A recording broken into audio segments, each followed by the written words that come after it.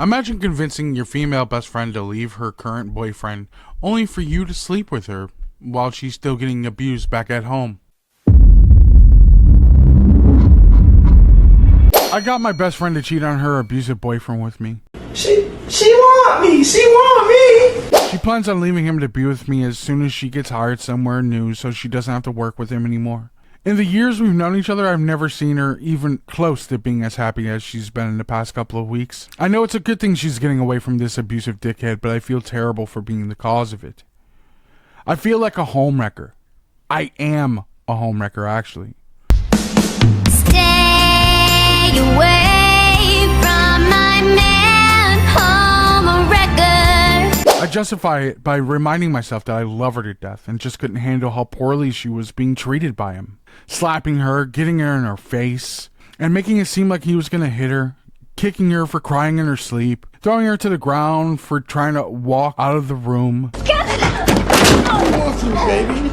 I give you everything. Everything. Telling her when she can leave the house, having his family help him try to convince her that she's doing her a service by being with her.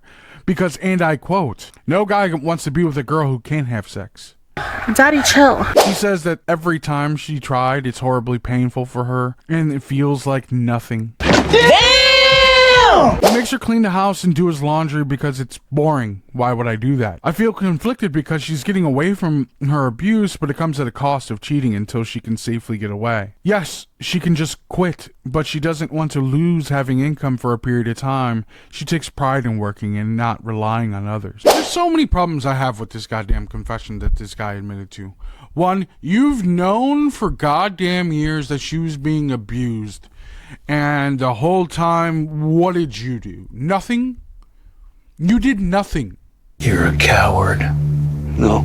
You're a little boy. No. No courage. You ask others to have courage. You didn't go whoop that man. You didn't round up some friends to get her the fuck out. You did nothing. And all in the meanwhile, while she's over there getting her ass beat, apparently by this dickhead abusive boyfriend, you decide to convince her to fuck at her lowest when she has no self-esteem and she's trying to get out, and you think you're doing what good deed? Well, we're waiting. This is so mind-boggling to me that you actually think of yourself as the good person here when, one, yes, you admitted to being a homewrecker. Congratulations, but you're trying to place yourself in this weird white knight position when you're not even fucking doing anything except fuck her. If I'm lying, I'm flying. Clip this. You're telling this story as if you're so worried about her well-being and her being out, but yet you haven't saved her. You've left her there. Still for her to figure out how to get out on her own, and you are just taking advantage to get some fucking ass. You say you love her to death?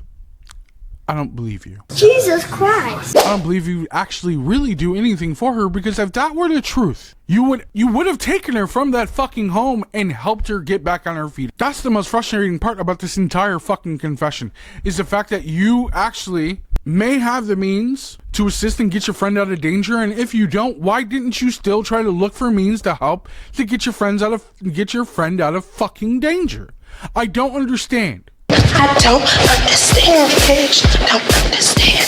I don't understand. There's outlets like homeless shelters for women. There's so many services for women. You could have offered her to fucking stay with you, but you didn't. You didn't try to help her escape. You didn't round up some goddamn friends to go whoop this man. Whoop his ass. You didn't even do that. I know for an absolute fact if one of my female best friends was getting her ass whooped by her boyfriend, I know for a fact that myself and a couple of the other guys that I do know that we're friends with, we would have whooped that boy's ass. Get him up. Let him get up. Let him get up. Let him get up. Or at the very least, offered her a fucking room to stay in so that she had some type of goddamn safety and shelter. But you didn't do any of that. It's facts. It's facts. It's not facts. These ices are not facts. What you did was wipe the tears off of her face and her cheeks, and you kindly put a fucking cock in her mouth. Calm down. Calm down. And then you told her everything was going to be okay and left her in the same situation. You did nothing. Absolutely fucking nothing for this girl. except maybe gave her a boost in morale like she feels wanted, but yet you still left her there. You did no saving in this goddamn confession. You did nothing at all but fucked a damsel in distress whom is still in distress. If you knew of a woman being abused and she happened to be your best friend, so to speak, would you allow that other guy to continue to abuse her and you knew the abuse was going on for years? Would you allow that to keep happening? Especially if you said you fucking love her. You love her to death. Are you going to continue to allow that to happen? Like, hey, she chose that route. Is what it is. That's on her. Is that the attitude you're going to have? Now, if you helped and she continues to go back, then that's on her, right? That isn't the story being told here, but this is why I'm posing the question to you in that way. Do they deserve help? In what way would you have helped? How would you have helped? And for the next secret is about a guy discovering that his girlfriend, whom he had a child with, is cheating on him too. My girlfriend cheated on me when we were going out when I was 19. I'm sorry! No! He didn't tell me about it until after our daughter was born, and yes, the child is mine. I had her tested. Then we split up for about 3 years, then we worked it out.